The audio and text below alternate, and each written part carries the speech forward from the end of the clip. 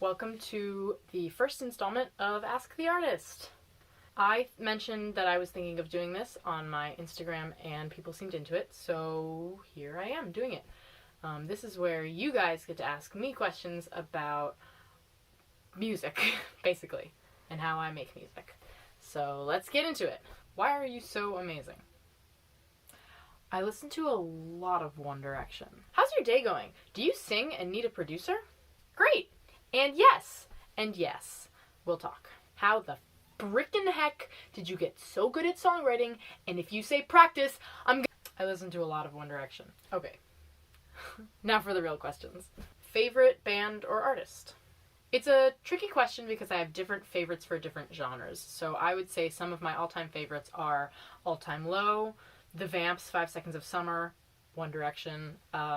I've been recently really into Noah Kahan. He's great. Ed Sheeran. It really just depends when you ask me. If you got to collaborate with any artist of your choice, who would you choose? Probably one of those incredible guitarist, singer-songwriters, Ed Sheeran, Shawn Mendes, Noah Kahan. On the other hand, I can't even begin to imagine how much fun it would be to collaborate with All Time Low. So, biggest musical or singer-songwriter inspiration? Julia Michaels and Noah Kahan's lyrics make me feel, but I also really love Taylor Swift's storytelling style. When did you start writing music? 6th or 7th grade, and it was with my friend Jessie, and we wrote a really bad song called Find You that was just awful. And Jessie, if you're watching this and you're wondering, yes, I do still remember all of the words and the melody to that song. What's the most satisfying part about making a song? This has been my guide for a lot of the lyrics that I've written that I've thought were really profound. One of the most satisfying things about writing a song is when you write a lyric that you would want to get as a tattoo. But also just creating. Being able to look at something and say, I made that. I mean, that's just it, right? That's the point of everything. What comes first in your writing process, melody or lyrics? Well, it's kind of a trick question because I usually write the melody and the lyrics at the same time. The chords are usually what come last because you can add chords to anything, but it's a lot more difficult to pick a chord progression and then cram some lyrics into it. That said, I do occasionally pick a chord that I really like and build an entire song around it. For example, I love the A sus chord. How do you get over writer's block? Here are some answers to this question. Number 1, you don't. Sometimes you just have to wait until the writer's block passes and do something else in the meantime. Number 2, get someone to give you something to write about.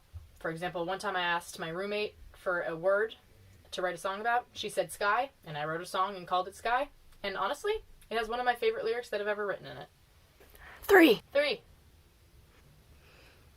One thing I do is whenever I come up with any kind of lyrical phrase, anything that sounds like it could ever be in a song, I write it down in a document. Mine is called Unclaimed Lyrics, and it's a really, really helpful place to look when you're having writer's block. It'll help shake something loose in your brain. And 4th, of course, I recommend just listening to music. Listening to music is the number 1 way to kick songwriting writer's block. Nothing like hearing a great song to make you want to write a great song. What are your favorite and least favorite things about songwriting? My favorite thing is creating a song. It's such a rush, the feeling of when you've made something and you can say that you made it and it's yours. My least favorite is it's really hard to write good a lot. You have to write a lot of bad songs to be able to write the good ones.